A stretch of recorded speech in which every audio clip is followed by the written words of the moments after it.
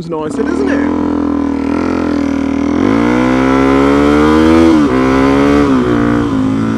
Yeah, I bought one of the Voom H2Ns to try and give better audio to the videos, because it's nice to be able to hear the bike as it should sound, as well as being able to hear me properly. And that's almost impossible to do using just the helmet mics, because they're designed to get your voice, not the bike. But when you've got a nice sounding bike, you want it to sound nice, but not overpowering. So it's using a combination of the two. I have sort of done this before with the pure supermoto videos, but I didn't use the helmet audio on top. Well, Phil Tonic let me try out his Zoom, and it works very nicely. So I want to go on. But I totally forgot to pick up a windsocky thing for it, for when I'm using it for other purposes. So I'm just popping up to the place I got this from, which was Nevada Music in Farlington, Portsmouth. Fair play to them, they price matched to a German website. Go them. I do have a subject to talk about today, and that is basically like the whole growing a channel, how it works, some replies to sort of no one individual person. As I say this very often, don't think you're unique in asking me these sorts of things. I get it so much that it's just a bit ridiculous, to be honest with you. Growing your YouTube channel. Now, I've talked about this before. I think I'll go back earlier. Okay, so if you want to become a vlogger, you want to become a YouTuber, you've just got to have a passion for what you want to do. And that's going to see you good, because if you don't have a passion for it, you're just not going to produce the content that people are going to want to watch. Because if you don't really care about it, well, why are they going to why are they going to care about it, type of thing.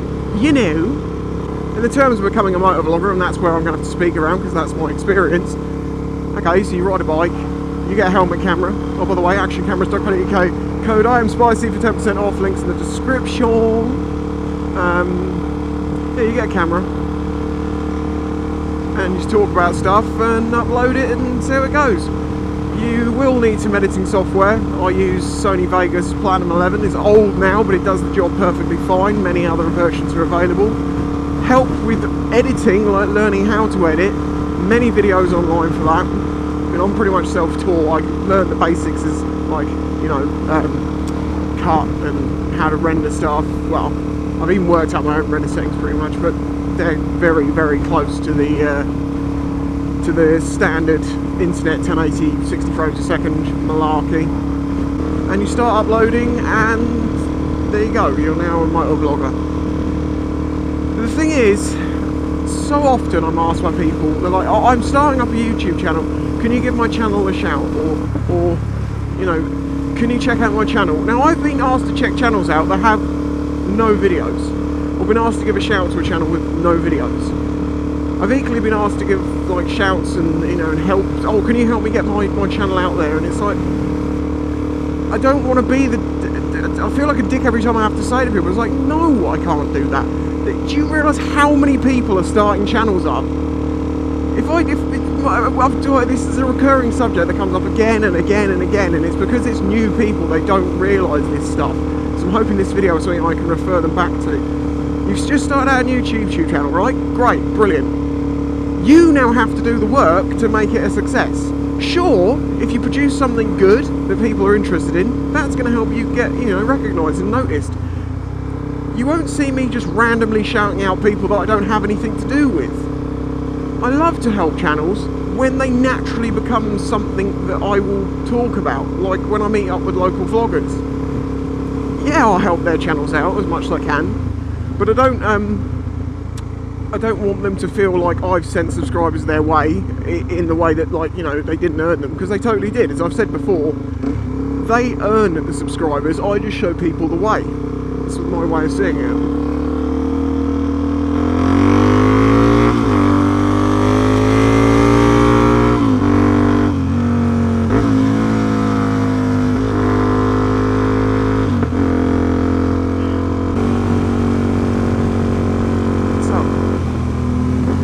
She has had a massive, massive blowout. And I've just realised I didn't actually need to come down the dual carriageway, I need to go back that way. Knob. Anyway, back to my subject. Yeah. growing your channel is not getting someone else to give you a shout out. How can you feel self-achievement, you know, and good about the things that you've achieved if all you've done is go on to the biggest motovlogger you can, or several of them? Because I see people doing this. They'll be messaging me and loads of other people saying, you know, and I'm not the biggest at all, so they really are just trying their luck. Saying, oh, you know, can you give my channel a shout? Can you do this? Can you help get me started?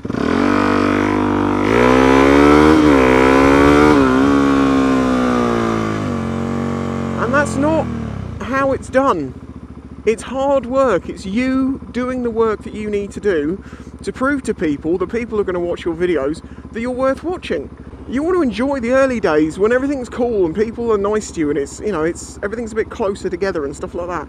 Because in the early days it is nice. Because it's people don't try and hate on you for your success.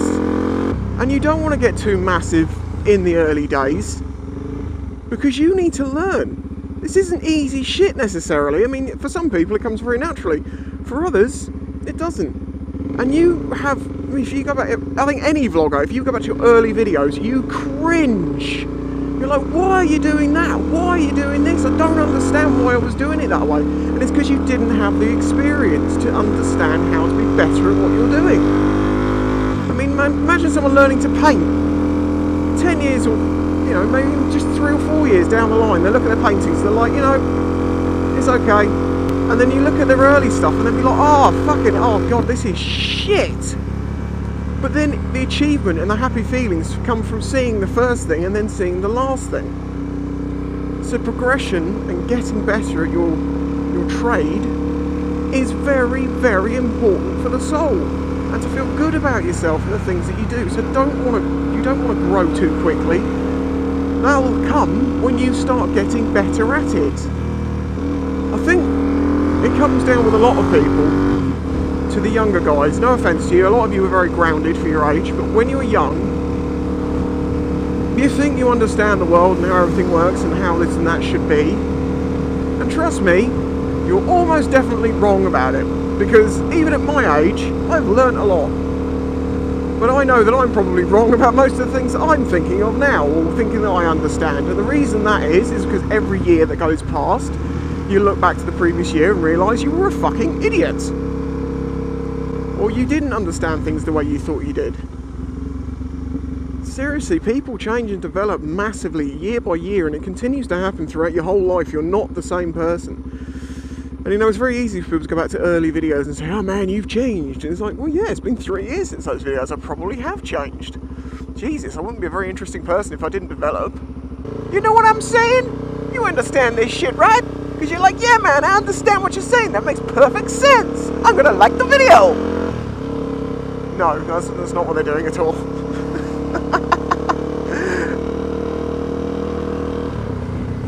Was that a matte pink Mercedes? Basically what I'm getting at here is, yes, vlogging is awesome. And I'm going to talk a little bit more about this in a minute, because it's not always awesome. Oh no! What a letdown! I haven't got any muff.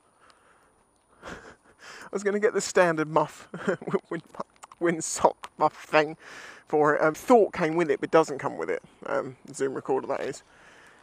I thought they might sell them, but they said they stopped selling them because they weren't selling them.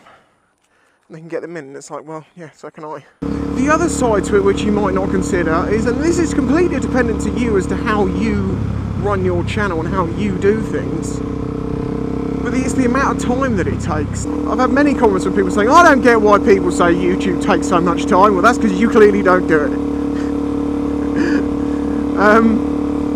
The process, everything that's involved, from recording videos to the editing, the uploading, you know, the rendering times, the replying to comments, thinking about stuff that you want to talk about, just so much stuff goes into it. It becomes half of your life.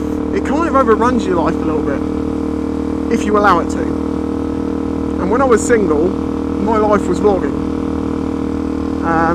It was work, vlog, work, vlog, work, vlog, work, vlog, and that did me in a little bit because I wasn't doing any of the sleeping. Now I still don't do much of the sleeping, as you're well aware, but I do have some. But I also have to find time for me and Mrs. Spice because, well, basically we see each other so little because of the way that our jobs they overlap, but in a bad way. Oh no, it was a dead cat! Oh, what's that now? I basically give all the time that I can to me and Mrs. Spice. I mean, we live together, but we still only see each other a few hours a day if we're lucky. Very rarely get a night off together. So YouTube is done in the rest of my time, which means sometimes I'm doing stuff at night because I'm not going to sit and edit while she's at home.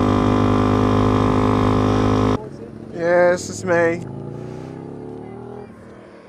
Anyway, this is two-stroke squashy. Yes? I got a link in the description. Nice to meet you. I'm going to get off.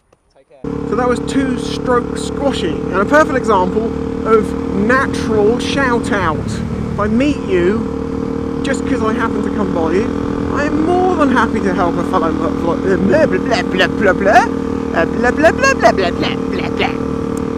out. It's funny, nearly everyone that meets me says to me, Jesus, you're taller than I imagined. Like, how many more times do I have to tell you people? I'm 6'4", I'm fucking huge. What was I saying before? Like, yeah, being a vlogger, it is absolutely awesome. And it can have some big downsides as far as time and stuff like that. But that's how you work it. If you keep pushing yourself and beating your ass to get stuff done, well, okay, then you're getting stuff done and you get the reward for doing that, which is, you know, the enjoyment of doing it. But at the same time, you're going to at times be like, oh God, this is so much work, I've got to get this done, I've got to get that done. And I've been asked before, does it ever feel like, well, yeah, sometimes it does feel like work. But not in the sense that I'm doing it and I don't want to do it. It's work that's worth it, is what I'm saying.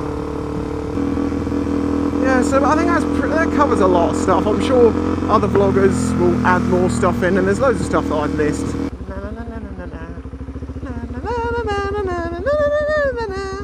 Why are you not going to the front? Because technically you're not supposed to. Although it would be safer for me to do it because most probably this car to my right is going to pull into my lane up here. Yeah, there you go. See, that's what I'm fucking talking about. Happens all of the time. It's like people don't know what fucking lane they need. Do you know what? I am going up the front. You just ran a red. That was pretty... Yeah, that was very red. Interesting. Anyway, there's my advice. I hope it helps some of you. I'll catch you all next time. I'm adding this on to the end of the video because I don't particularly feel like I got my point across as clearly as I wished to. I was very tired of making this video. But anyway, there's a couple of points to hit here.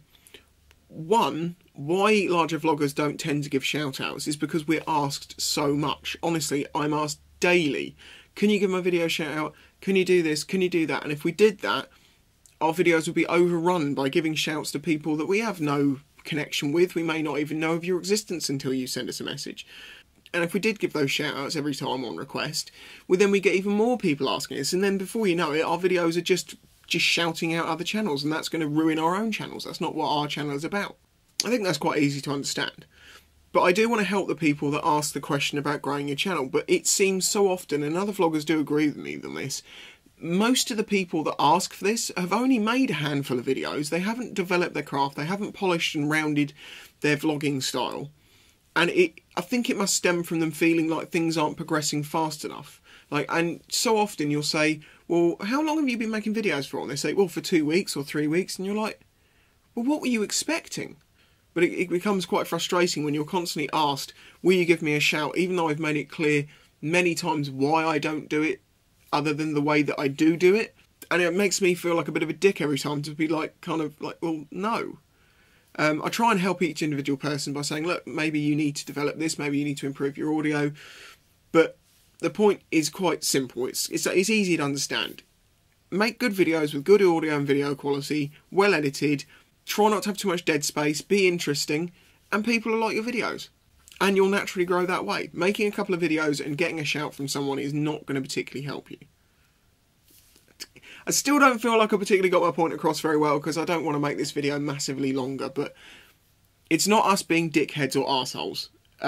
It's experience talking and it's being realistic. So good luck to all of you. Vlogging is massively awesome. It really, really is. It can be a lot of work, as I say, but it's work that's worth it. There you go. I'll catch you next time. wish I could get the feeling of this across to you. If you don't ride a bike, oh god, it's the best feeling. Oh no, another dead badger! Bloody dead badgers everywhere. Yeah, the feeling of just